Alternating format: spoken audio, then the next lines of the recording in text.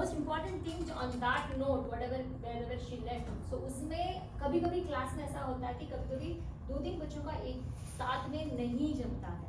There will be like differences that will happen for sure. So make sure कि आप वो पहले few weeks में पता कर लीजिए, and then if you think कि वो आपके क्लास में fit नहीं हो रहा है, या there is something wrong, that you are missing something, or maybe that kid is not interested with other kids, just let the admin know, and admin will take care of it. He will try to move it to a different class level, because there are 3 sections for each level. So at least उनके as के हिसाब से वो नहीं है, या फिर वो बच्चा बड़ा है क्लास में, या फिर वो सबसे छोटा है. You never know. This happened in my class, so that's the reason I have this example. So मेरे क्लास में सारे बड़े बच्चे थे, एक छोटा बच्चा था. सब बच्चे छोटे बच्चों को परेशान करते थे, and it was all like a mess. So couple of weeks मुझे नहीं हुआ, मेरे से नहीं हुआ handle, and then I was like, I had to let admin know, and then they had to move it to a different class. So notice that also, and then make sure कि आप इस चीज़ को ध्यान में रखें. And now coming to the experiential learning part. So the thing is, बच्चे, जैसे मेघना जी ने कहा, बच्चे अपने मर्जी से नहीं आते हैं. Example as a parent, मेरे मर्जी से ही जाते हैं बच्चे, उनकी मर्जी से नहीं आते हैं. So आप क्लास को थोड़ा सा इंटरैक्टिव बनाइए.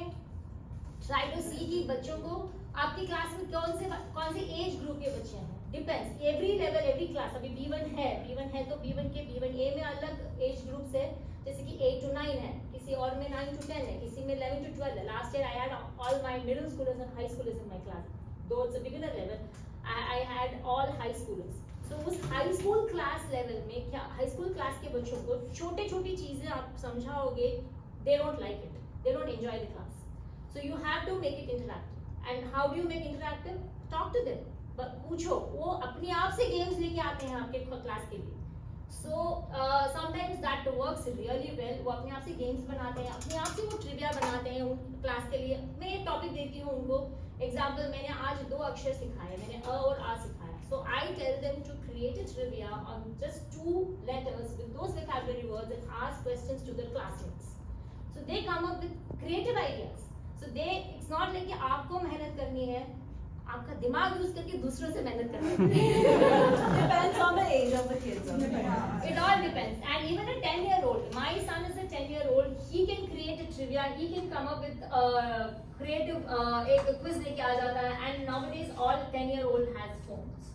So सब अपने इसमें log in करके Kahoot खेलते हैं, and it works. And if they don't have it, they usually what happens, so creative quizzes बनाते हैं ना, we can always display on this thing, and then we can have groups, and groups के साथ आप quiz खेल सकते हो उस टॉपिक पर. आप टॉपिक दीजिए, doesn't matter. छोटे बच्चे हैं, या अगर वो नहीं बना रहे हैं, you can create. It hardly takes 15 minutes to create any game. मैंने बहुत सारे क्लासेस के लिए, क्लास लेवल्स के लिए मैंने गेम्स बनाए हैं. So pretty much इधर आप छोटे बच्चों के लिए फ्लैश कार्ड्स गेम बनाइए. It makes it very easy. आप हाथ में देते हो फ्लैश कार्ड्स, बच्चों को इंटरेस्ट नहीं आता है. वही आप स्क्रीन पे दिखाओगे, they love screen. You know, and we are all aware कि बच्चों को स्क्रीन से कितना अटैचमेंट है, जितना अपने पेरेंट्स के साथ भी नहीं है.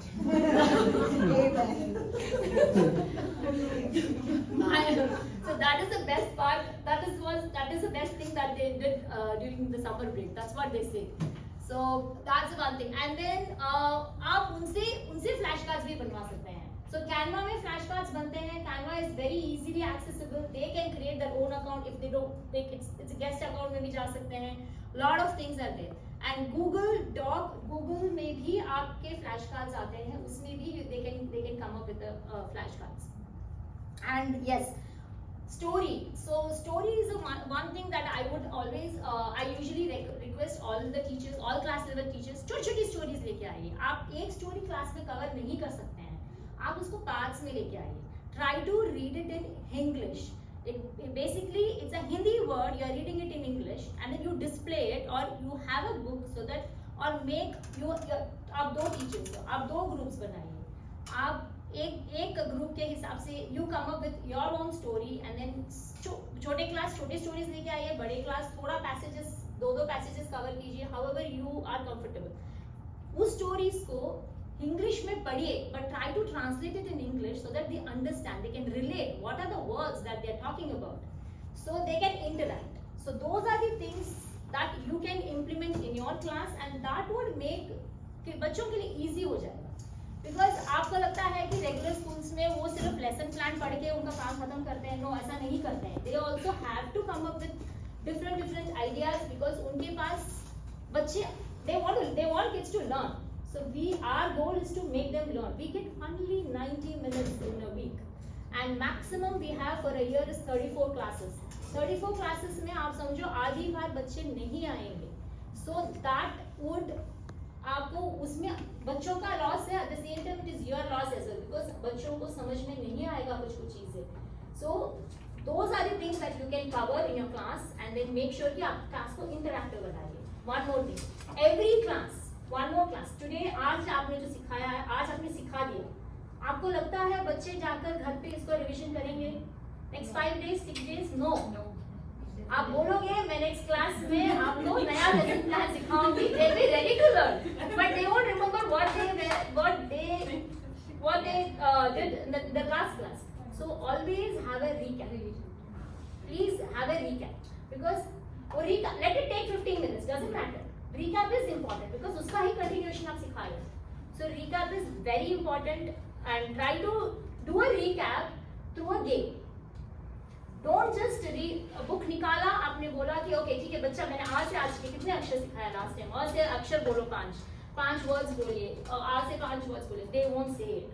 Come up with something different ideas and then make sure कि आपने उनको जो भी सिखाया समझ लिया. आपने कलर्स भी सिखाया, एनिमल्स भी सिखाया.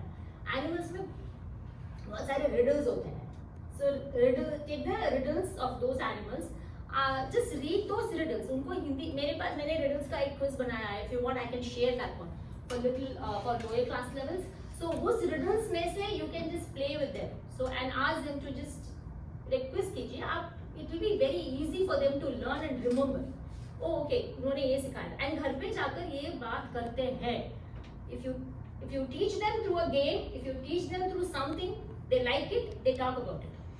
इसमें एक पॉइंट मैं ऐड करूँगा कि हमारे पास लास्ट ईयर हम लोगों ने पूरे टॉयज़ जमा किए थे. एक्चुअली मेरे घर में काफ़ी टॉयज़ थे बच्चों के भी. हमने उसको सब वॉश वगैरह करके जो भी सैनिटाइज करके आप लोगों के घर में भी अगर होंगे छोटे बच्चों के तो आप लेके आइए. या हम लोगों ने उसको जिपलॉक में समझिए 5 चीज़ें टॉय जैसे कि बच्चों की छोटे खिलौने ज़्यादा बड़े साइज़ के नहीं छोटे टोपी किसी का चश्मा कोई छोटा सा सुपर हीरो का फिगर इस टाइप की बहुत सारी हमारे पास टॉयज़ हैं. मेरे पास भी आज ही हैं. अंशु बोल रही थी इसको फेंक दो. मैंने बोला नहीं अपन हिंदी स्कूल में यूज़ कर सकते हैं. तो बेसिकली अगर आप 5 टॉयज़ भी दोगे और बच्चों को बोलोगे कि इसके ऊपर कोई फ़नी स्टोरी बनाओ तो उनके मुंह से हिंदी निकालनी है बेसिकली.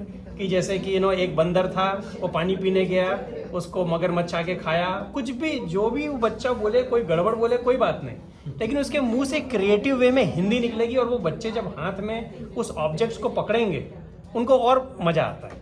ये हमारे पास एक रिसोर्स है. ये एग्जिस्टिंग टीचर के लिए एक मिनट एग्जिस्टिंग टीचर्स के लिए भी है कि ये रिसोर्स अपने पास है. Please use it. And for example if there is a event Diwali है. दिवाली हम लोग इवेंट बाहर करते हैं and then we do fireworks. For example हमने एक क्लास में क्या किया था हमने हर एक बच्चे को एक मिठाई असाइन की. So उस दिन वो मिठाई बनकर आएगा and then he'll talk about that मिठाई like he's a मिठाई and then he'll say मैं जलेबी हूँ मैं बहुत it's like मैं टेढ़ा मेढ़ा हूँ. So something like that 2 lines they have to say it Hindi, they have to prepare it, they have to come something like 15 minutes we use something like this.